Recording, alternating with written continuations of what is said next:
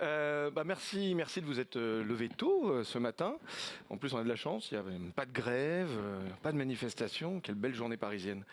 Moi, je suis très heureux de vous voir, un peu comme tous les ans, puisque je fais ça un peu comme une tradition tous les ans en décembre et en juillet. Donc, vous pouvez déjà le rentrer dans vos agendas. On continue. Et puis j'aime bien toujours raconter la même anecdote, comme ça je vois ceux qui étaient là les fois d'avant. C'est qu'en fait j'ai fait ma première prestation à l'Axel. À l'époque je n'étais pas membre de l'Axel, on m'avait invité, c'était un 4 décembre, donc là on est le 3, 2009. Et ouais, ça nous rajeunit pas, mais il y en a qui étaient là. Et j'aime souvent dire que le 4 décembre c'est le jour de la naissance de ma fille, donc elle avait à l'époque 7 ans. Et donc, j'avais parlé d'elle à cette conférence-là, je m'en rappelle, et donc j'en parle à chaque fois maintenant en décembre. Et malheureusement, elle a 23 ans demain. Donc, ça passe. Profitez bien des fêtes, mais ça passe. Mais qu'est-ce qu'on a pris du bon temps quand même pendant tout ce temps-là, surtout dans notre secteur. On ne peut pas dire qu'on s'est ennuyé. On va en parler dans quelques instants avec Pierre-Antoine, qui avait peur de s'ennuyer et qui a choisi un job hyper drôle. Alors, on va passer. Qu'est-ce que je voulais vous raconter d'autre? On a une grosse matinée qui est divisée en deux temps. Pour certains m'ont dit mais ça n'a rien à voir, t'as Pierre-Antoine, et puis après on va parler des stablecoins. J'ai dit mais si, mais tout ça c'est lié. Genre, tu nous feras une super transition, je suis sûr, à la fin. Donc voilà, on a deux temps importants. Il y a aussi, vous le savez, pour ceux qui sont fidèles, Maître Hubert de Vauplane qui en avait marre au bout de 6 éditions de passer à la fin, alors qu'au programme il était vers midi. Il passait vers midi 25. Et donc il avait 40 slides à faire en 2 minutes. Là il a ses 45 minutes, masterclass. Et vous n'avez même pas besoin de le payer, enfin juste cette fois. Donc ne manquez pas ça. Et après, nous avons tout plein d'experts qui le rejoignent. Donc le directeur général adjoint de SG Forge, la fondatrice de l'Adam et le CEO de CoinHouse, pour avec lui sur scène répondre à toutes les questions que ces 40 pages de présentation vous auront soulevées. Et évidemment, on reste jusqu'à 16h pour faire tout ça. Et après, il y a donc le cocktail déjeunatoire. Alors, on va essayer de faire vite. Il ne me reste plus que 3 minutes si on veut tenir le planning. Rapidement, comme je vous l'ai dit, ça fait longtemps qu'on fait ça, puisque j'ai fait les premiers événements du Paiement FinTech Club en 2011. Donc effectivement, ça commence à dater. Tout ça a beaucoup bougé avec les années. Depuis 2020, comme tout le monde et vous tous, on a été innovants. Avec les années, on avait le droit de se voir, de ne pas se voir, tout ça. Parce qu'on l'oublie un peu vite, on a eu quelques années compliquées, 2020-2023. Donc on a fait PFC l'émission, on s'est retrouvés ici, on a changé un peu les formats qu'on avait avant, on a fait la soirée, on a fait l'apéro, et on a fait les petits-déj du PFC, là qui sont notre nouveau format depuis, je crois, avril dernier. Donc si vous ne l'avez pas testé, testez-le. Pas tous à la fois parce que c'est très restreint, on limite à 15 participants. C'est tous les mois, histoire d'avoir un rendez-vous un peu cranté. Hubert de Vauplane anime avec Monkey Wu de chez Sopra, donc 2 de nos membres. C'est dans des beaux locaux, puisque c'est aux Champs-Élysées, ça va, c'est pas mal. On vous offre le petit-déj, c'est limité à 15, et à chaque fois un invité et un thème. Voilà, il faut penser à s'inscrire vite, parce que les places partent vite. Et il n'y en a pas en décembre, par contre. Le prochain est en janvier. On essaye d'alterner. Quand il y a une réunion ici, il n'y a pas de petit-déj du PFC. Pourquoi on se voit? Bon, je vous dis la même chose à chaque fois, mais vous le savez, on essaye de participer à éclairer le débat. Tout ça, je rappelle, est né à la base de nos membres qui nous disaient « on comprend rien ». Dès que j'ouvre Twitter, j'ai l'impression d'être dépassé par le système des paiements. Parce que moi, je fais encore de la carte et il paraît qu'on peut payer avec ses yeux. C'était déjà en 2011. Et donc voilà, l'idée c'était qu'on fasse un peu la différence entre un tweet et une réalité. Favoriser le partage d'informations ensemble. Donc en général, ici, j'invite que des gens qui aiment bien discuter et qui n'ont pas peur qu'on les challenge. Parfois, on propose une vision collective. Parce que nous, on n'est pas une assoce ni de grands groupes, ni de petits, ni de start-up. On ne va pas défendre un point de vue à Bercy. On essaye par contre de donner une vision homogène du secteur quand on nous pose la question. Donc qu'est-ce qu'on fait? On a cycle de conférences avec 2 temps forts, donc en décembre et en juillet. Je ne sais plus quand est le prochain. Je ne sais pas si la date est déjà calée, mais ça sera entre la première semaine du mois de juillet, un mardi ou un jeudi. On a des retours parfois sur des consultations. Voilà. L'organisation. Bon, c'est parce que j'aime bien voir ma tête, mais il faudra qu'on change la photo. Hein. Ça ne me ressemble plus du tout. On a des ateliers, on n'a pas que cela. Hein. Il y a parfois, on a beaucoup d'autres moments où on peut se retrouver. Il faut bien suivre nos actualités, ce qu'on vous envoie par mail. Et puis bien sûr, parce qu'être président de l'association et président d'un club, ça veut dire, comme dans toutes les boîtes aujourd'hui, être VRP. Avant, CEO, ça veut dire savoir faire des choses. Maintenant, ça veut dire vendre. Et donc, n'hésitez pas à devenir sponsor pour 2026, puisque cette année, nous avons le plaisir d'être soutenus par American Express, Boursorama, Carte Bancaire et Crédit Mutuel Arkea. On ne doute pas qu'on arrivera à les convaincre de revenir. Tu vas vous arrêter de discuter au premier rang. Oui. Sinon, ils vont te faire pareil quand tu vas être sur scène, ça va pas être drôle. Mais on espère bien qu'ils vont revenir, on leur a pas encore posé la question. Mais n'hésitez pas à venir nombreux, puisque je rappelle le fonctionnement de l'association. Les cotisations sont faibles, elles servent à payer les frais fixes qu'on essaie d'avoir au plus bas. On a quand même quelques collaborateurs et des locaux. Et tous ces événements que vous voyez sont payés par les sponsors qu'on remercie chaleureusement. C'est grâce à eux que vous avez du café, du jus d'orange et un siège. Donc n'hésitez pas, si vous avez envie de devenir partenaire, c'est un sponsorship pour l'année. Et au cas où vous posez la question, ça évitera 40 boucles de mail. Nous sommes une assoce, c'est public, c'est le même prix pour tout le monde. C'est 12 000 € hors taxe pour être sponsor d'un cycle complet sur toute l'année, qui inclut ces 2 événements. Et l'an prochain, ça inclura les petits-déj. Voilà. Et vous savez où me trouver. Les membres actifs, bah, c'est vous, hein. Mais il y a un peu tout ça. Je précise d'ailleurs dans la salle, le mot membre me fait penser qu'il y en a qui ne sont pas membres, parce que chaque année à Noël, on est plus sympa. On ouvre un peu plus qu'en juillet, parce que c'est Noël. Et donc, il y a des prospects dans la salle. Donc, je ne vais pas vous demander de lever la main. Mais quand vous sortez, n'hésitez pas à voir David si ça vous a plu, si vous aimez bien ce qu'on fait, vous pouvez devenir membre. C'est beaucoup moins cher que 12 000 € hors taxe le sponsoring. Et ça permet de rencontrer plein de gens et de faire surtout plein d'autres choses, parce que l'Axel, c'est pas que le Payment FinTech Club. C'est aussi un club assurance et digital qui est né dans cette salle parce que régulièrement on avait un petit créneau assurance. On faisait une fois par an un petit thème et puis plein de membres nous ont dit non mais ça mérite plus. Donc maintenant ils ont eux aussi leur cycle de conférences dans l'année, des webinars et des réunions physiques et des apéros. Enfin ça ressemble vraiment à notre club mais que sur l'assurance, avec tout un copil avec plusieurs assureurs dedans et dirigé par Nathalie Doré, membre du board et aussi membre du COMEX de Cardiff et membre du board de l'Axel. Le club santé et digital qui existe depuis plusieurs années et qui prend une autre dimension cette année. Donc si vous ne l'avez pas déjà fait, bloquez votre 11 décembre au matin. C'est la remise du premier baromètre santé et IA qui est géré par ce club.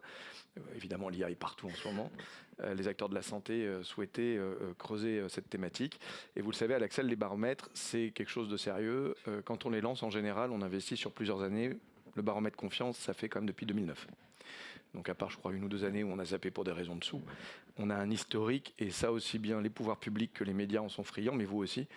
Et je dis souvent ça, étant moi-même consultant, quand on me payait pour faire un rapport comme le baromètre confiance, ça coûtait des centaines de milliers d'euros littéralement à un client. Là, c'est gratuit, vous êtes tous membres, nous on l'a payé, mais on le partage avec tous nos membres. Et ça fait plus de 100 pages détaillées d'analyse et avec un historique de 16 ans. Et bientôt, on l'espère, ça sera pareil pour les nouveaux baromètres, donc comme par exemple santé et digital avec un axe sur l'IA, le 11 décembre prochain avec une ouverture par la ministre de la Santé. Ensuite, à part notre club ici, vous avez le club Confiance et Data, je viens d'en parler avec ce baromètre de la confiance des Français dans le numérique. Là, ça sera en février ou en mars à Bercy et ça dépendra de la disponibilité du ministre concerné pour la date exacte. Le Commerce Tech Club, qui lui aussi a son baromètre depuis des années, depuis 6 ans maintenant. Donc là, on n'a pas encore les dates à vous communiquer, mais en tout cas, il y a des réunions. Il y en a une il n'y a pas longtemps sur l'agentique, qui a fait salle comble, puisque c'est un gros sujet pour vous tous. Et le club juridique, qui est un autre format, plus petit, plus restreint, une trentaine de personnes à chaque fois, et beaucoup plus fréquent, ils en ont quasiment tous les mois, sur des sujets, des thématiques juridiques qui touchent au secteur du numérique, animé par le cabinet Racine. Voilà, donc au total, ça fait quand même, et 20 plus, on est gentil, en fait, on n'atteint pas loin les 30, si on compte les webinaires, donc on est à près de 30 événements par an au total. On a plus de 120 adhérents, et je rappelle, les adhérents, c'est pas vous, personnes physiques, c'est vos entreprises. Très important pour nous, et là je parle aux membres, ceux qui nous aiment. Ce qui nous aide le plus, c'est même pas le sponsoring, c'est partager dans vos entreprises membres ce qu'on fait, qui viennent, parce que vous venez, vous nous connaissez déjà, mais c'est tous vos collaborateurs qui peuvent participer. On fait beaucoup de choses, et nous, ce qui est intéressant, c'est plus vous vous rencontrez, plus vous êtes nombreux et vous partagez ce qu'on fait. Donc, si vous nous donnez dans chaque entreprise plusieurs adresses email à qui on peut communiquer, nous, ça change la phase de la vie de l'association. Donc, c'est très important. N'hésitez pas, ça, c'est vraiment le plus important. Contactez David. Donc, les baromètres, j'en ai parlé. Le networking, ah oui, bien sûr. 21 janvier, prenez vos agendas. Là, vous avez le droit au smartphone. Après, vous le fermez. 21 janvier, grande soirée de l'Axel. Donc je rappelle un point, nous sommes une association, on ne fait pas de bénéfices, mais on ne peut pas trop perdre d'argent non plus. Donc il y a des années où on ne fait pas de soirée quand c'est dur. Cette année ça a été, donc on fait une soirée en janvier, comme ça on sera à 0. Mais c'est la grande soirée de l'Axel que vous plébiscitez à chaque fois que vous venez, c'est à l'hôtel Intercontinental Opéra. Et là aussi, tous nos membres sont conviés. Alors évidemment, si tous les membres d'Orange, BNP, BPCE, ça viennent, on va être un peu serré, puisque tous les collaborateurs ont le droit de venir. Mais bon, là pour ce jour-là, leur dites pas à tous. Mais en tout cas, c'est le 21 janvier. Inscrivez-vous, parce qu'il y a quand même un nombre de places limité, donc n'hésitez pas à vous inscrire. Je vais le laisser une petite minute si vous voulez scanner, pour ceux qui ne sont pas encore adhérents. Je vois pas assez de smartphones qui sortent. Bon. On peut se parler à la pause. N'hésitez pas à noter ce numéro, 06 45 42 27 38. Donc ce n'est pas pour un rendez-vous sur Tinder, mais c'est pour avoir plus d'informations que ce que je viens de vous donner sur ce que fait l'Axel, sur comment vous pouvez mieux en tirer parti si vous êtes déjà membre, participer à des choses que vous ne connaissiez pas, ou comment, si vous voulez devenir membre, vous pouvez l'être et de manière efficace. Et puis moi, de toute façon, je pense que mon numéro et mon tel sont partout sur Internet, vu le nombre de spams que je reçois. Voilà. Donc, encore une fois, un grand merci à American Express, Bourse-Banque, Carte Bancaire et Crédit Mutuel Arkea. Et on... Ah, pardon, j'ai oublié le programme. Si vous ne l'aviez pas en tête. Pierre-Antoine, une table ronde sur l'embedded finance et les plateformes avec Vincent Huguet et Olivier Binet. La masterclass. Et les experts de la masterclass donc, rejoindront Hubert, Nicolas, David et Faustine, comme je l'ai dit tout à l'heure. Et maintenant, on va commencer, cher ami. On peut applaudir bien fort Pierre-Antoine.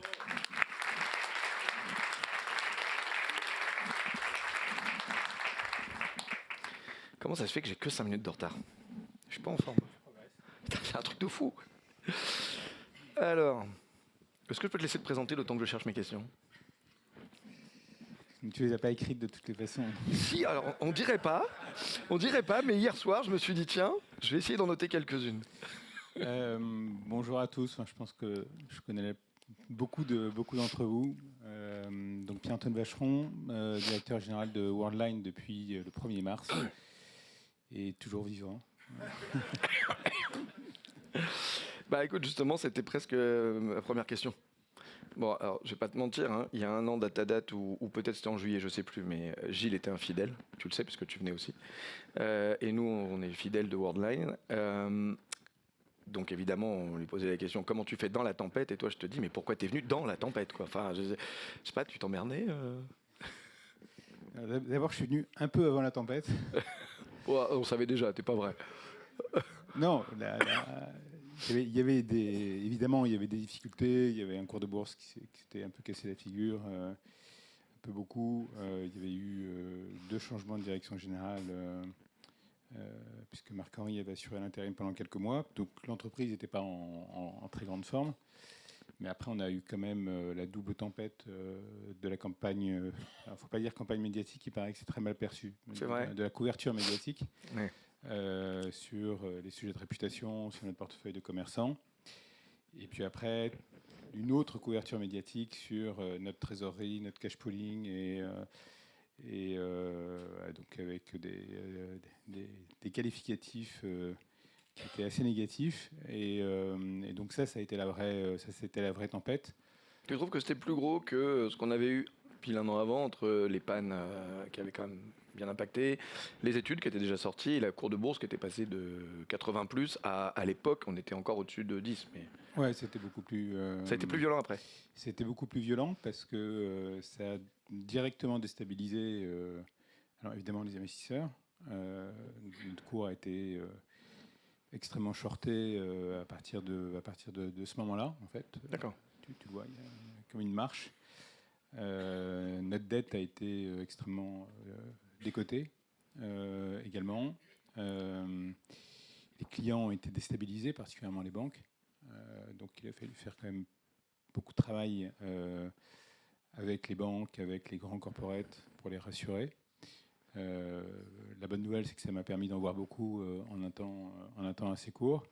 Et puis les collaborateurs également ont été déstabilisés, à la fois parce que ils commencent à se poser des questions sur l'éthique de l'entreprise et l'alignement avec leurs valeurs personnelles. Et puis évidemment, commencent à se poser des questions sur la robustesse de l'entreprise, quoi. Donc ça a été une période extrêmement tendue, en tout cas extrêmement exigeante pour éviter d'être totalement déstabilisé. Donc tu savais que tu avais accepté un job dur, mais pas à ce point-là finalement. J'avais pas anticipé la violence de l'été, ouais. D'accord.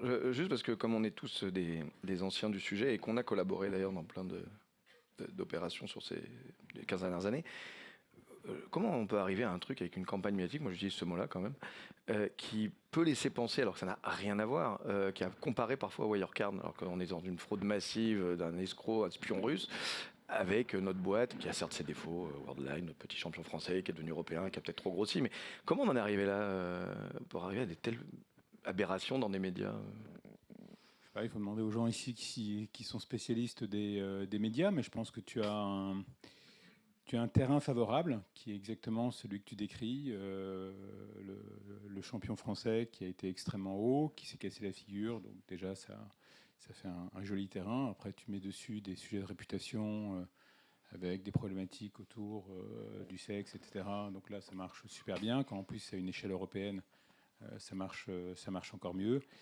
Et puis là-dessus, tu mets un petit zeste de Atos, Wirecard, et ça te fait une jolie dynamique. Et une des raisons pour lesquelles on en est arrivé à enclencher cette augmentation de capital qu'on a annoncée le 6 novembre, c'est vraiment pour faire court-circuit par rapport à ce spin négatif qui était. Je reviendrai dangereux, sur quoi. l'augmentation de capital tout à l'heure. Tu parlais des équipes, c'est sans doute le point le plus important, puisqu'en fait, si tu veux que ton bateau il tourne, il faut que les équipes restent motivées. Qu'est-ce qui t'a le plus frappé, justement, peut-être en un an, là, dans le fond, la réaction des équipes, que ce soit positif ou négatif, mais, et comment on les garde à bord d'un navire en tempête? Motivés, j'entends, les garder, c'est un sujet, mais... Écoute, paradoxalement, moi je les perçois en meilleur état aujourd'hui qu'au début de l'année, qu'au début du printemps. Elles se sont beaucoup serré les coudes pendant cette période-là. On a beaucoup renouvelé aussi les équipes de management. Donc moi j'ai renouvelé quasiment l'intégralité de mon exco. Ce qui a permis d'avoir une nouvelle énergie. Le niveau en dessous, on a également pas mal renouvelé. Et puis il y a des gens qui étaient partis, qui sont revenus. Et donc ça fait beaucoup de bien en fait aux équipes. Hein, quand il y a des anciens qui étaient partis parce qu'ils n'adhéraient pas et qui reviennent, ça donne beaucoup d'énergie à l'inverse de l'entreprise. Parce qu'en plus, ce sont des gens qui connaissent déjà tout de l'entreprise. Donc ils sont tout de suite... tourne la clé et ça se remet à fonctionner. Et puis naturellement, tu travailles beaucoup la proximité avec les équipes. Donc on était assez disruptif dans la façon dont on communique. Moi, j'ai un fil direct avec les 18 000 collaborateurs qui fonctionne très bien, que j'ai utilisé de façon extrêmement intensive pendant toutes les périodes très tendues sur le plan médiatique. Et aujourd'hui, derrière le plan qu'on vient de lancer, on sent qu'il y a eu une petite phase un peu de scepticisme. Encore un plan. Qu'est-ce qui fait que ça va marcher? Et là, on sent qu'il y a une assez bonne dynamique qui se met en place. Et le fait que les résultats sur le plan opérationnel, la stabilisation du business, ça commence à se produire. On a fait un très bon Black Friday avec de la croissance sur toutes nos plateformes, même celles qui étaient plutôt en perte de vitesse. On a un churn qui commence à se stabiliser. On a des pipes commerciaux qui commencent à se regarnir. Évidemment, c'est les éléments qui sont les plus importants pour les équipes, quoi. Alors ça va, il y a plein de questions, mais en fait j'en ai plein dans l'ordre, on va pas toutes les faire tout de suite, j'en aurai tout à l'heure sur le plan North Star. Mais pour de vrai, j'ai pas dormi cette nuit parce que je me suis dit non quand même, Pierre-Antoine, prépare cette fois. On s'est eu souvent et d'habitude je prépare pas du tout, c'est pour ça qu'il fait cette vanne. Non, il y a quand même, je voulais faire une petite anecdote, je crois que c'est en juillet, hein, je suis pas sûr mais je crois. Tu me connais, j'aime bien faire un peu de cynisme sur scène et à un moment, je sais plus quel sujet on avait et j'ai dû faire une blague sur le fait que Worldline avait divisé par 2 en un mois et demi. Et j'ai reçu dans WhatsApp 5 messages de gens dans la salle qui étaient de Worldline et qui me disent c'est pas cool parce que nous on y bosse. Et à la fin, j'ai effectivement pris le temps de rappeler que vous étiez des membres et que c'est pas facile bosser dedans. Et j'ai trouvé ça bien qu'ils réagissent, de défendre leur boîte, etc. Et je voulais en parler, c'est que derrière tous ces machins où on s'amuse avec des cours, il y a des hommes et des femmes qui bossent tous les jours et que c'est pas évident. Alors, sur ces 9 mois, indépendamment de ça, qu'est-ce qui t'a le plus frappé aussi? Je parle pas des médias, hein, mais dans la réaction à la situation, en positif comme en négatif, peut-être avec tes partenaires, que ce soit des banques ou des fintechs, avec le régulateur, ou ailleurs en Europe d'ailleurs, si tu avais encore un ou deux petites choses qui t'ont frappé dans cette tempête de 9 mois. Ben, en fait, paradoxalement, il y a eu énormément de soutien. En premier lieu des banques, hein, donc vous savez qu'on a à peu près 20% de notre activité qu'on fait avec les banques et 80% avec les commerçants. Et en fait, les banques ont été à la fois un peu stressées, et en même temps, leur message, c'était on a besoin de vous. Donc, remettez-vous vite d'aplomb, parce que vous êtes essentiel. Ils n'en ont pas profité pour tirer les prix, ou enfin, on n'a pas tiré sur l'ambulance, quoi. Non, on n'était pas du tout là-dessus. C'était un peu plus tendu en Italie, bizarrement, sur des affaires qu'on devait gagner et qu'on n'a pas gagnées. Il devait y avoir un concurrent important là-bas, je ne sais pas. Mais globalement, la réaction des banques, elle est là. Vous êtes systémique pour nous, sur nos marchés. Hein. On est systémique en Belgique, on est systémique aux Pays-Bas, en Allemagne, en Suisse, en Autriche, et même en France. En réalité, quand on prend l'angle commerçant, on est systémique, parce que plus de 50% des transactions dans le commerce passent par nos plateformes. Hein. Donc, une réaction assez forte. Donc leur soutien n'est pas que l'augmentation de capital dont on parlera tout à l'heure, il est concret. Il est concret. Tous les jours, tu l'as senti. Il est concret. Et de la même façon, le grand commerce a réagi également de façon plutôt positive, plutôt soutenante, à partir du moment où effectivement on démontrait par nos audits qu'il n'y avait pas de sujet de réputation. Une fois qu'on a passé cette tempête-là, qui est vraiment la plus dure pour un client. Exactement. Et les petits commerçants, parce qu'on est très présent dans le petit commerce, dans beaucoup de nos géographies, paradoxalement, toute cette couverture médiatique n'a pas eu d'impact sur notre portefeuille de commerçants. Donc l'un dans l'autre, l'écosystème a été là. Évidemment, les régulateurs ont un regard qui est un peu plus exigeant. Donc on a eu des audits dans tous les sens. Hein. Ils ont été effrayés, entre guillemets, de se retrouver comme la Bafin, ou ça, on n'en est pas... Il y a eu un peu de tension en Belgique en particulier. Le Parlement s'en est mêlé. Donc il y a eu une petite crainte de dérive politique, mais ça ne s'est pas produit. Donc la situation, elle est bien sous contrôle, quoi. Évidemment, ils se sont été assez mobilisés. Merci. Alors, j'enchaîne, parce que encore 35 minutes, mais quand même, j'ai plein de questions. Tu as quand même été pendant très longtemps la star européenne des paiements. Ah si. Pas au début. Moi, quand je bossais, au début, c'était c'est quoi ce vieux machin? Il y a 15 ans, c'est comment on sort Worldline.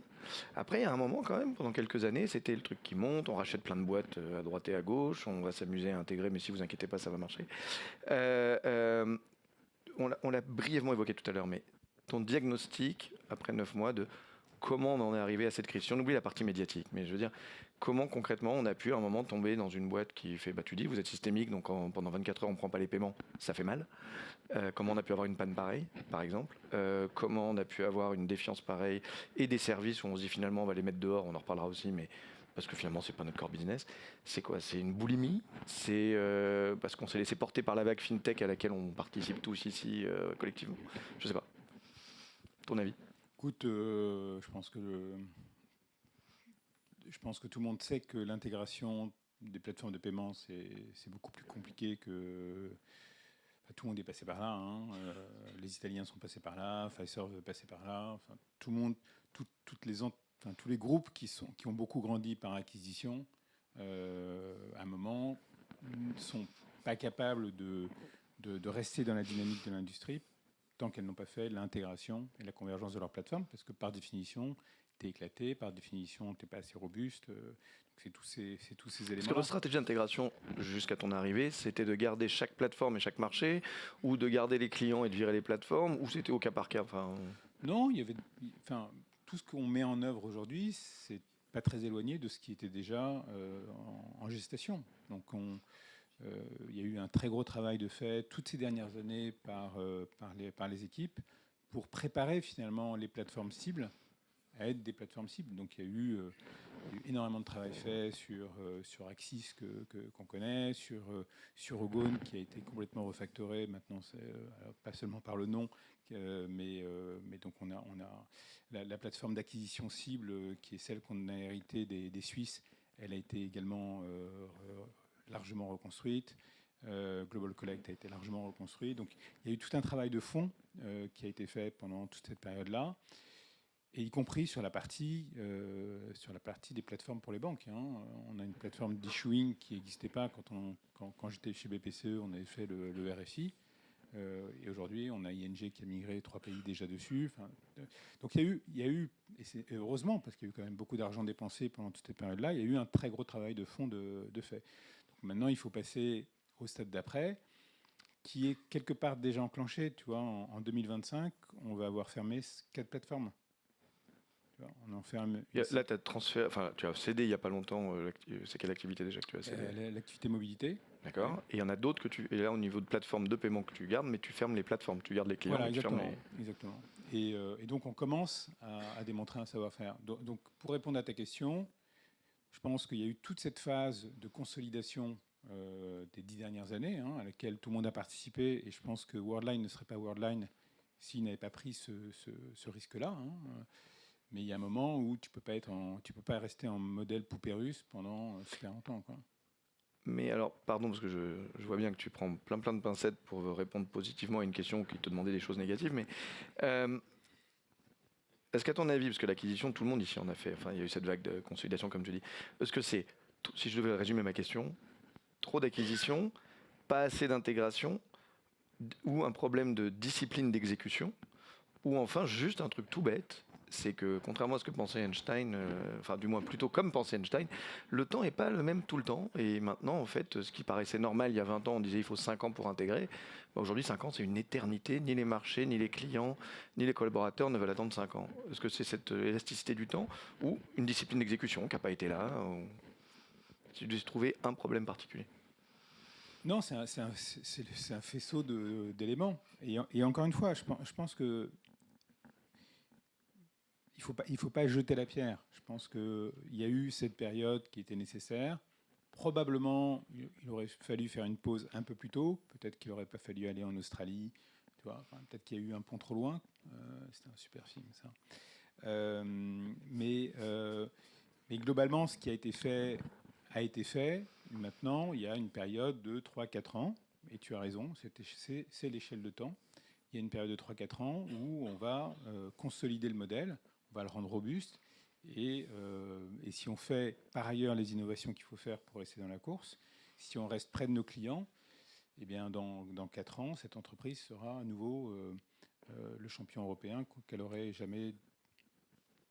toujours dû être. Voilà. Alors, avant d'arriver justement à parler des 4 prochaines années de North Star, j'ai encore 2 questions sur toute cette partie-là.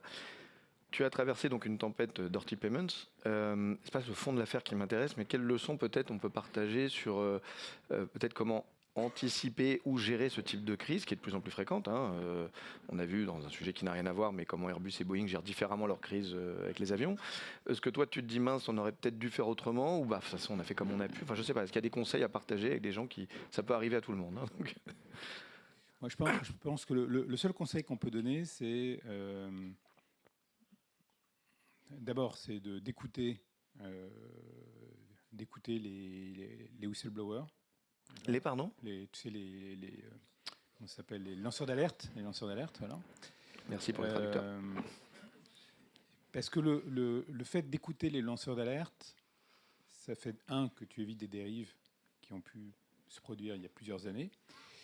Mais surtout, tu ne crées pas des frustrations de gens qui ont voulu alerter, qui n'ont pas été entendus, et qui, du coup, quand ils quittent l'entreprise, potentiellement partent avec des documents qu'ils ne devraient pas emmener avec eux. Et c'est extrêmement important, en fait. Le fait moi, c'est quelque chose que j'ai poussé dès mon arrivée. Je dis, si vous entendez des choses, si vous voyez des choses qui vous paraissent pas normales, dénoncez-les. C'est pas de la dénonciation, mais signalez-les. Vous serez protégé et ça permettra d'en tenir compte. Et c'est extrêmement important en réalité, surtout sur des sujets de valeur, sur des sujets d'éthique de l'entreprise. Parce qu'il n'y a rien de pire pour un collaborateur de voir des fonctionnements qui ne sont pas en ligne avec ce que l'entreprise prétend être et de ne pas être écouté. Donc ça, c'est le premier élément. Et le deuxième élément, quand la crise arrive, il faut tout de suite faire preuve d'humilité, de transparence. Et si toi, tu n'es pas audible parce que le mouvement médiatique est trop fort et que tu ne peux pas être entendu, à ce moment-là, tu fais appel à un tiers qui va regarder à l'intérieur et qui va pouvoir dire la vérité de l'entreprise, c'est également ma vérité, vous pouvez la prendre comme votre vérité. Et ça, c'est... Je pense que dans une... Alors, je veux dire, j'ai vécu qu'une crise comme ça, donc, mais à la limite, la crise qu'on a eue également sur notre trésorerie, enfin, sur notre cash pooling, etc., c'était un peu la même histoire. C'est-à-dire que on s'en est sorti parce que j'ai eu un nouveau directeur financier qui a mis les choses à plat devant les investisseurs, qui a expliqué le fonctionnement du cash pooling, il a expliqué pourquoi, de son point de vue, et après avoir regardé de près, il n'y avait pas d'enjeu sur le sujet. Donc voilà, donc tout de suite faire un effort de transparence pour le plus possible faire court-circuit. Parce que sinon, tu as toujours un doute. De toute façon, ce que tu dis, c'est que ça sortira. Autant être au courant avant, quoi. Ouais. Mais sur des sujets, alors peut-être sur le premier, parce que le cash pooling, on était sur un autre type de média, mais sur Dirty Payments, est-ce que on peut être audible dans un... Parce qu'en fait, on est un monde de B2B ici, il y a que des gens qui font du business entre professionnels, il n'y a personne que ça choque finalement d'entendre que les paiements ont travaillé dans le porno, parce que globalement tout le monde a commencé un peu là-dedans. Dans les paiements, c'était que ça en 2010, donc faut être sérieux, arrêter de... Voilà. Mais par contre, le problème, c'est quand on tire un peu trop le truc et qu'on va dans le B2C, dans un Mediapart ou machin, est-ce qu'on peut être audible quand on est un banquier comme toi qui arrive? Parce que les gens ont envie d'entendre la réponse, en fait. Les gars attaquent, mais est-ce que quelqu'un a envie de t'écouter ta réponse? À partir du moment où tu dis il a pu y avoir des dérives, mais en réalité, on a nettoyé depuis 2023 et on a par ailleurs une politique et des systèmes de contrôle de ces risques-là qui est au standard du marché, à ce moment-là, tu redeviens audible. Tu redeviens audible. Voilà. Mais ça, c'est la clé. Évidemment, si tu dis circuler, il n'y a rien à voir, par définition, tu n'es pas audible. Alors, je vais peut-être dire une bêtise parce qu'on se connaît depuis longtemps et j'ai peut-être raté ou oublié des épisodes de ta carrière, mais il me semblait que c'est la première fois que tu diriges une boîte cotée. Ouais. Voilà. T'as appris vite, non? Non, alors j'avais fait quand même... Non, mais j'avais fait beaucoup de relations investisseurs chez Ingenico. Non, mon point, il était plutôt, le bizutage a été sympa, quoi. Est-ce qu'on arrive, parce que je sais que tu aimes bien vraiment diriger les équipes, transformer, et visiblement, il y en a qui sont fidèles, parce qu'il y en a beaucoup de BPCE ce matin, tu leur manques. Et a priori, il ne revient pas, hein. Il reste où il est. La question, c'est, est-ce que tu arrives à faire, dans cette période-là, autre chose que de passer tes soirées à penser au cours de bourse quand tu as tous les investisseurs qui appellent, quand tu as les banques, ça, et qu'on voit malheureusement ce qui se passe, et qui parfois n'est pas du tout dépendant même de ce que tu dis. Il y a des gens qui ont intérêt à shorter de toute façon. Donc, est-ce qu'on arrive à se libérer de ça pour travailler? Et si oui, comment tu fais? Je veux la recette. En fait, tu rentres déjà à un point bas et tu es encore plus bas. Donc, de toute façon, tu sais que tu ne remonteras que quand tu auras donné des preuves que tes fondamentaux sont meilleurs. Donc tant qu'on n'est pas passé par là, tant que je n'ai pas les éléments qui vont permettre au long only, comme on dit, hein, donc les investisseurs qui investissent vraiment dans la valeur et pas juste sur des algorithmes, ils ne reviendront pas tant qu'il n'y aura pas des preuves, des preuves en réalité. Donc toute cette période-là, tu sais que tu n'as que des shorts qui agissent sur ton cours, tu n'as rien à faire, il faut juste attendre et espérer que ça ne va pas être trop dramatique, quoi. Mais sinon, tu as renouvelé ton abonnement à Petit Bambou ou... Alors, sur North Star 2030, si je résume, recapitalisation, nouveau contrat industriel. Bon, il y a eu beaucoup de communiqués de presse, on les a lus, mais ceci dit, tu peux peut-être résumer en version simple, pour ceux qui ne l'auraient pas lu dans la salle, parce que c'est quand même important qu'on comprenne, puisque tu dis qu'il faut des preuves. Qu'est-ce que tu te donnes comme objectif? Parce que tu sais que je te réinviterai en 2030 et que je te montrerai la vidéo, je te dirai, tu m'avais dit ça. Alors, c'est quoi North Star 2030 en quelques mots? C'est extrêmement simple, hein. C'est les deux principaux piliers, c'est la convergence des plateformes. D'accord. C'est de dire, on va réduire le nombre de plateformes des 2/3, et ça va permettre de concentrer les investissements sur des plateformes cibles, et donc ça va permettre d'apporter plus de valeur, plus d'innovation, plus de robustesse à nos clients. Donc ça, c'est le premier élément. Et ça, c'est un peu plus de la moitié des gains, par ailleurs, du plan. Le deuxième grand pilier, parce qu'il y en a 4, mais je te fais grâce des 2 autres, c'est l'intégration des opérations. Aujourd'hui, et ce qui est normal, quand tu as fait autant d'acquisitions, tes opérations, elles sont éclatées partout. Donc j'ai des équipes qui font du KYC en Allemagne, au Luxembourg, en Suède, en Belgique, etc. Donc là, l'idée, c'est de dire, on va concentrer nos équipes, d'accord, probablement d'ailleurs dans des zones où c'est un peu moins cher qu'en Europe de l'Ouest. Et en concentrant nos équipes, on va pouvoir avoir le même process, exactement les mêmes règles, et puis on va pouvoir financer de l'automatisation, de l'IA. Parce qu'aujourd'hui, par exemple, je prends l'exemple du KYC que tu as cité toi, c'est non seulement dans des pays différents, mais j'imagine en plus avec des outils différents. Absolument. Tout fait en interne ou des fois vous avez des plateformes diverses et variées? Non, c'est fondamentalement, sur les KYC, c'est fondamentalement fait en interne et fait de façon souvent assez traditionnelle, quoi. Donc c'est un bon exemple, mais il y a plein d'autres choses dans les opérations, oui, mais oui. où vous pouvez centraliser aussi bien la partie IT que la partie people. Exactement. Donc c'est ça les deux grands sujets. Évidemment, ça va être avec de la simplification, de l'organisation, etc. Et derrière tout ça, qui en réalité est quand même un chemin de croix, quand même, pour une organisation, parce que c'est quelque chose que tu fais sur 4 ans. Pendant toute cette période-là, évidemment, tu as des collaborateurs qui vont te quitter, parce que quand tu automatises, quand tu intègres, par définition, tu as besoin de moins de gens, donc ça va être une période assez longue. Mais donc, avec un objectif, qui est cet objectif d'être le partenaire de référence européen pour les banques et les commerçants. Et cet objectif-là, il est extrêmement important. C'est pour ça que ce plan s'appelle North Star, parce que c'est ce qui, quand tu es un peu au fond de la mine, à ciel ouvert, parce que sinon tu ne verrais pas ta North Star, mais quand tu es au fond de ta mine, tu te dis, oui, je fais ça pour ça.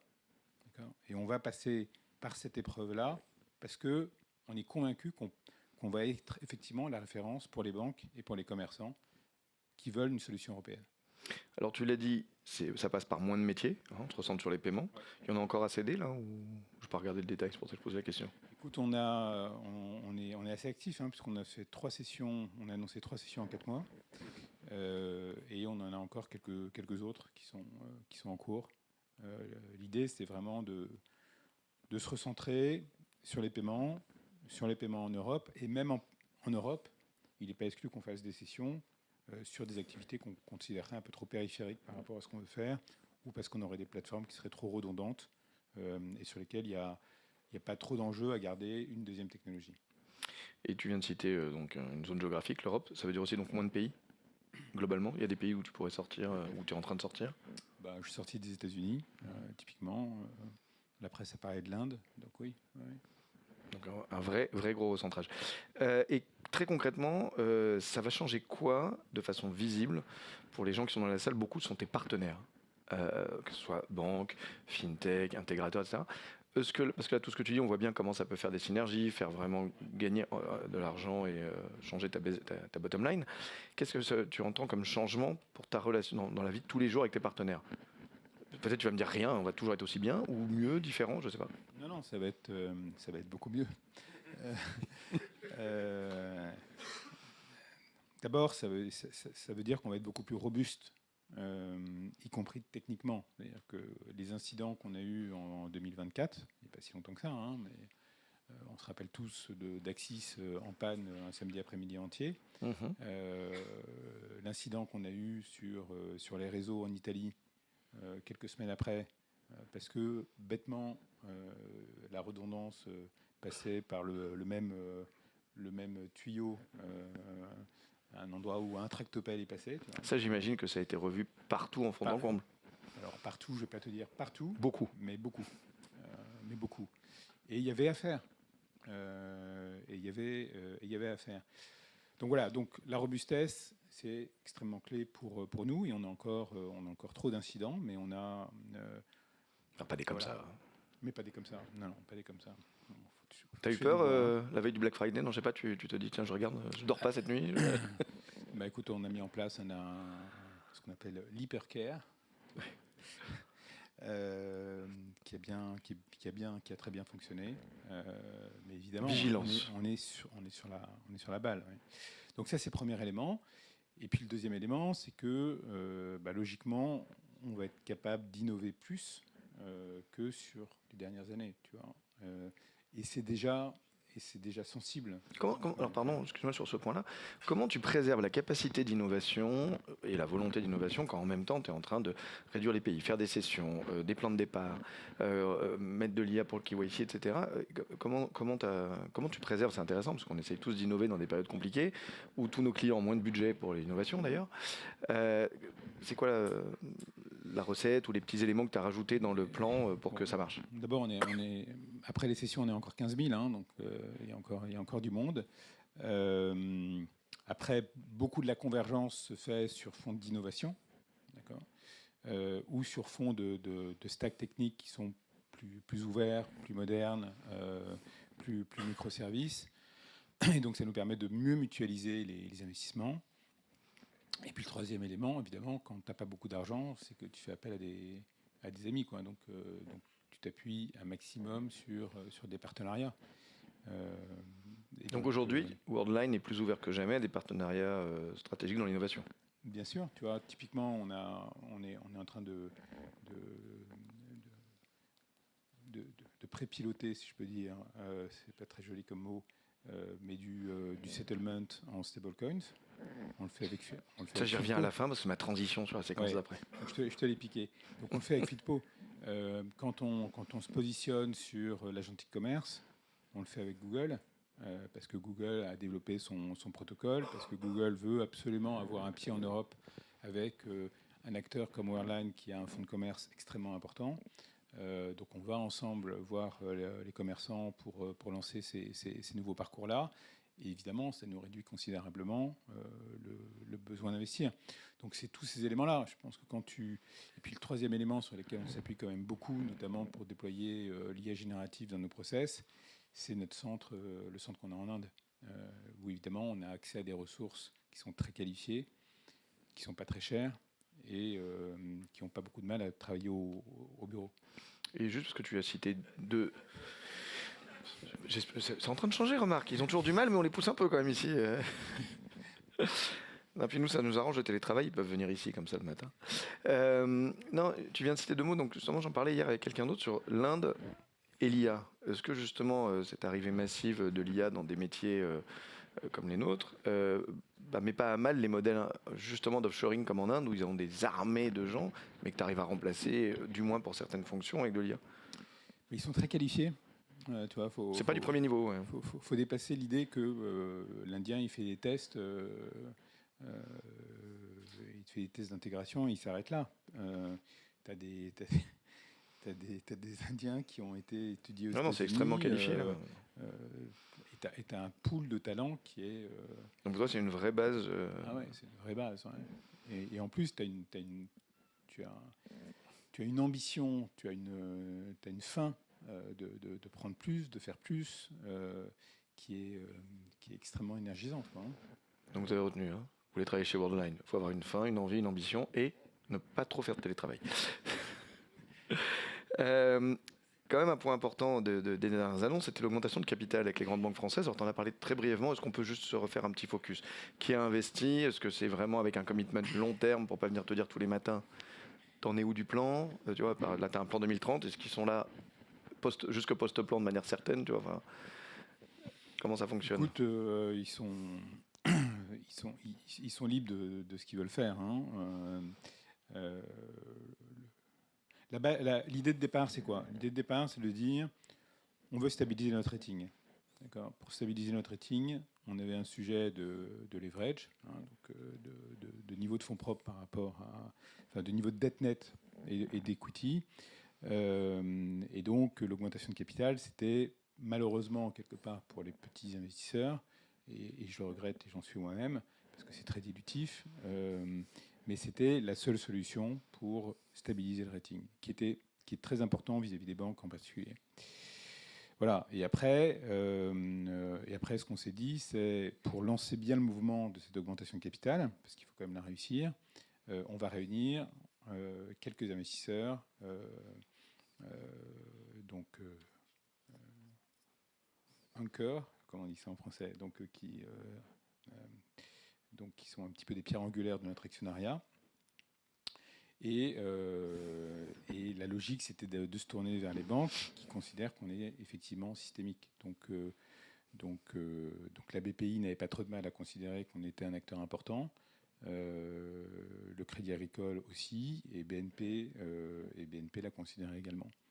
Et donc ça nous couvre la moitié de l'augmentation de capital, donc il reste la moitié à couvrir, mais je sais que je peux compter sur toi. Je voulais t'en parler, parce que je voulais savoir quand est-ce que éventuellement, tu te rends compte, tes tout petits actionnaires, tu rembourses quelque chose, il y a un fonds. Non, je suis très, très fidèle en moyenne à la baisse. Ça commence à me coûter cher, cette histoire. Ce réancrage avec les banques, est-ce que ça change ta liberté stratégique, quelque part parce que là, quand même, tu avais déjà beaucoup Crédit Agricole, mais là, il y en a d'autres. Ou au contraire, ça te rend plus fort pour défendre une vision européenne face aux big tech? Je sais pas. Non, c'est bien le deuxième scénario. Disons que dans le positionnement de Worldline, il y a une vraie inflexion dans notre nouveau plan par rapport au positionnement précédent. Le positionnement précédent, c'était full speed sur les commerçants. Et les banques, on les a, mais on ne sait pas très bien ce qu'on veut en faire. En plus, il y a du conflit, de distribution, etc. Et moi, probablement, parce que je suis passé par BPCE et que maintenant j'ai l'ADN bancaire qui est très haut dans mon cœur, je dis, mais non, on a une vraie légitimité à servir les banques, et les banques ont besoin de nous, et toutes les banques me le disent, pas assez, mais elles me le disent. Et par ailleurs, il y a compte tenu de l'évolution de cette industrie, des technologies, etc., les solutions qu'on utilise pour les banques, évidemment, elles ont de la valeur, elles vont avoir de plus en plus de valeur sur les problématiques d'authentification, de fraude, tous les sujets autour des stablecoins. Tout ça, tu as une vraie convergence en fait des technologies entre le monde du commerce et le monde des institutions financières. Et donc à partir de là, tu tires le fil et tu dis, mais finalement, ma légitimité à moi et ma force à moi par rapport à des grands acteurs américains ou qui sont de fait quasiment américains et qui ont beaucoup grandi, notamment ces dernières années, ma légitimité à moi, et compte tenu en plus de mon emprise géographique, qui est très équilibrée finalement sur les différents pays européens de la Middle Europa, ma légitimité, c'est d'être cet acteur de référence de la souveraineté européenne dans les paiements. Et ça a une vraie valeur. C'est pas juste un motto, cette idée de souveraineté. Il y a un vrai enjeu derrière. Les Russes l'ont vécu à leurs dépens après l'invasion de l'Ukraine. Hein, quand Visa et Mastercard ont été coupés, ils s'en sont bien rétablis parce que c'est les Russes. Mais il t'arriverait la même chose en Europe de l'Ouest. Tu as quand même un sujet. Nous, on a un cloud souverain. Donc nous, on a notre propre cloud privé sur lequel tournent la plupart de nos applications pour les banques. Et ça a une vraie valeur. J'ai quand même souvent eu l'impression ces dernières années, parce que c'est un thème qu'on aborde très souvent ici, mais la récurrence, la souveraineté, on l'a fait avec toi, on l'a fait avec Gilles par le passé, etc. J'ai l'impression qu'il y a beaucoup de mots d'amour, pas beaucoup de preuves d'amour en la matière. Des institutions européennes, par exemple, des politiques, qui toujours disent oui, il faut de la souveraineté. Enfin, il n'y a pas un centime mis sur la table. Quand on parle d'IA, ils mettent de l'argent, mais quand on parle de paiement, ils disent débrouillez-vous. Or, ça coûte très cher de faire des infrastructures souveraines, de déployer au niveau européen et de faire face à ces big tech. Est-ce que tu crois vraiment aujourd'hui en Europe à une volonté, peut-être pas de la Commission, mais des différents pays, des différents acteurs pour qu'on ait parce que tout seul tu n'y arriveras pas, des champions européens? On va venir sans doute, juste après on parlera de Wiro d'ailleurs. Mais... Écoute, je sais pas. Moi, je pense qu'aujourd'hui, on est dans un monde où on compte sur nous-mêmes. Les entreprises comptent sur elles-mêmes, les banques comptent sur leurs prestataires de paiement, on compte sur les banques. Je ne pense pas que l'euro digital, qui est aujourd'hui la seule réponse des institutions européennes, soit la réponse dont on a besoin et qu'on attend. Tu vois. Donc aujourd'hui, c'est l'initiative privée qui fait la souveraineté. Wiro, c'est une initiative qui est totalement privée. Et ça va fonctionner. Oui, pour toi, Wiro, au-delà du slogan et de l'envie actuelle, pour toi, ça y est, c'est parti. C'est parti, et c'est parti pour plein de raisons. C'est parti d'abord parce que alors particulièrement en France, mais pas qu'en France, la solution elle est adoptée aujourd'hui en P2P. Oui, mais elle l'était déjà. Enfin, Wiro s'est bâti sur quelque chose qui avait bien marché. Hein. Ouais, mais ça marche, tu vois. Avant, Ouais. on disait, Après, la preuve maintenant, c'est est-ce qu'on arrive à transformer ça dans voilà, les autres exactement. Donc les autres pays de Wiro sont super motivés. Hein. Quand tu vas aux Pays-Bas, en Belgique et même en Allemagne, le niveau de motivation il est extrêmement élevé et il est particulièrement élevé côté commerçant. Il est très élevé côté commerçant pour deux raisons. Évidemment, il y a une raison qui est le modèle économique, qui est quand même plus intéressant pour un commerçant que Visa Mastercard. Mais il est aussi intéressant parce que le produit a été bien conçu. Et l'expérience d'achat sur Wiro, la sophistication du produit Wiro qui va permettre très vite d'avoir la plupart des use cases que tu as envie d'avoir en termes de paiement fractionné, de paiement récurrent, etc., ça fait que c'est un produit qui va bien correspondre aux besoins du commerce des prochaines années. Et donc moi, je suis extrêmement positif. Et tu vois, prends le cas de la Suisse, d'accord, où le Wiro suisse s'appelle Twint, qui est super basique par rapport à Wiro. Twint, c'est plus de la moitié des transactions en e-commerce en Suisse. Tu vois, donc, le truc, il a pris comme une traînée de poudre. Bizum en Espagne, c'est un très grand succès. Et Wiro est un produit qui est beaucoup plus avancé que tous ces produits-là. Oui, mais des fois, c'est pas le meilleur qui gagne, hein, Betamax VHS, hein, pour ceux qui s'en souviennent. Donc après, c'est la capacité de distribution, Ouais. la capacité de transformation, parce que les marchands, ils vivent leur truc tous les jours. Putain, encore un truc, encore un autocollant. Ouais, Eux, ils en sont à des trucs basiques, hein, ma Vitrofanie. Regarde le nombre de PSP qui ont annoncé ces derniers mois leur Wiro Readiness. C'est colossal, hein, la vitesse. Donc à pour toi, laquelle, bien qu'aujourd'hui c'est encore très fragmenté, puisque tu as cité des noms de concurrents, pour toi, à 3-4 ans, on devrait vraiment avoir une consolidation de ces rails de paiement. Alors ça, c'est l'autre question, qui est comment est-ce que ces différents wallets vont cohabiter ou vont converger dans le temps. Aujourd'hui, on est dans une étape qui est plutôt une étape d'interopérabilité. Qu'est-ce qui fait qu'un commerçant français sur Internet, grâce à PrestaShop, ou surtout en magasin, qu'est-ce qui fait qu'un commerçant français va pouvoir accueillir un Espagnol avec son Bizum. Donc ça, c'est ce qu'on appelle l'interopérabilité, qui est la première étape. Mais évidemment, un sujet qui est, est-ce qu'à terme, ça a du sens que les banques irlandaises, elles refassent leur wallet comme elles sont en train de le faire? Est-ce qu'il ne vaut pas mieux, évidemment, progressivement, fédérer tout le monde autour d'un même produit ou de deux produits? Enfin, ça, c'est pas ta mission. Toi, en fait, finalement, tu fais de l'orchestration. Ouais. Moi, ça me va bien quand il y en a beaucoup. Quand il y en a beaucoup, finalement, tu vends des services d'intégration. Ouais, mais vu du marchand, c'est un peu compliqué. Ouais. Et là, alors, bon, c'est dommage, c'est pas la question que je voulais te poser maintenant, mais on a quand même deux stratégies qui s'entrechoquent, parce qu'on a tous ces wallets avec peut-être une vision de coordination, d'intégration, puis l'Europe qui dit, mais non, à horizon 2030, on a l'euro numérique. Ouais. Alors bon, toi, tu as commencé à être un peu vocal sur le sujet, tu l'as dit d'ailleurs tout à l'heure, tu n'y crois pas trop. C'est quoi ta... Non, mais moi, ma thèse sur... Je crois que la phrase que tu as dit, c'est le virement instantané public. Mais oui, parce que l'euro numérique, c'est une techno de virement instantané. Donc, par rapport à une initiative privée de type Wiro, ça n'apporte pas grand-chose en termes de valeur. Ça n'apporte pas ce qu'apporte une technologie blockchain par un stablecoin. Ouais, alors ça apporte, si je peux me permettre, la confiance que les Français ont quand tu dis banque centrale. Et pourquoi tu as plus confiance dans la banque centrale qu'en Worldline non, pas que dans Worldline, que dans BNP, BPCE. Est-ce qu'il y a une défiance aujourd'hui dans les banques? Non, pas particulièrement en tout cas en France. Mais... Donc tu réponds à aucun problème. Oui, mais on a quand même ces deux grands projets en parallèle. Ouais. Et d'ailleurs, c'est un peu schizophrène, parce que j'ai reçu ici Eric Lacourège, donc directeur général des moyens de paiement de la Banque de France, qui nous disait, mais à 3 ans, on défend à fond Wiro, et à 5 ans, on défend à fond l'euro numérique. Donc c'est un peu schizophrène, parce que le temps que Wiro fonctionne, on n'en a plus besoin, c'est ça? Voilà. Et pendant ce temps-là, les banques européennes partent sur du stablecoin US. Ah, c'est pas mal, ça. Et alors, comment on évite la dispersion? Parce qu'une fois qu'on a dit que c'était pas bien, tu as des avis pour éviter cette dispersion? Toi qui connais bien les banques quand même. Je pense qu'il faut garder la ligne. Et il faut avoir le courage de dire aux institutions européennes, faites une pause sur votre euro numérique retail, quoi. Allez-y allez-y sur wholesale si vous voulez, mais sur l'euro numérique retail, ça sert à rien.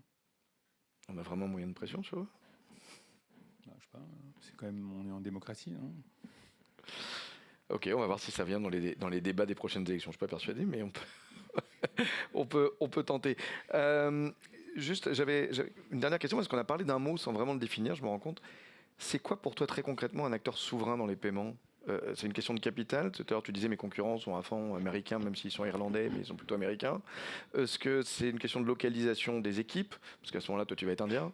De contrôle des plateformes, de capacité d'innovation. C'est quoi souverain, en fait, aujourd'hui? De la Well Cloud? Enfin, je sais pas. À la base, hein, c'est des technologies qui sont basées en Europe, des données qui restent basées en Europe. Et c'est le fait que, de bout en bout, ta prise de décision puisse se faire en Europe. Donc ça, aujourd'hui, alors c'est clairement un argument que tout le monde avance, mais est-ce que dans les appels d'offres auxquels tu réponds, toi, quand tu dis nous, Worldline, on répond à ces critères, est-ce que c'est quelque chose où ça coche des cases dans les appels d'offres pour de vrai, que ça t'aide à passer devant, ou les gens le disent à l'oral, mais pas encore concrètement dans la façon dont ils vont nous noter dans un RFP, très concrètement? Ça rentre en ligne de compte sur des éléments qui sont très tangibles, hein. Typiquement, comment est-ce que tu héberges tes transactions?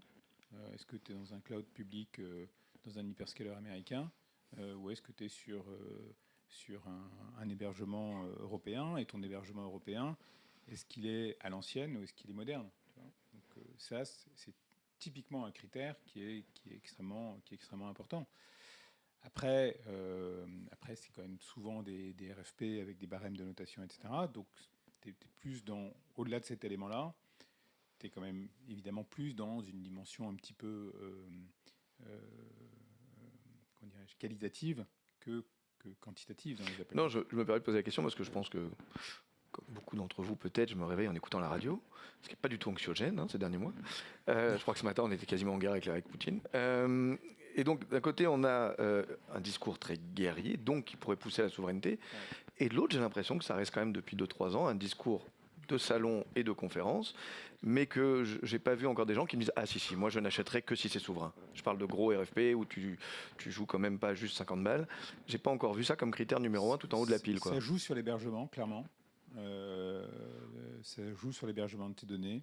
Il n'y a pas de débat par rapport à ça. Ça, clairement, c'est vraiment devenu un point clé.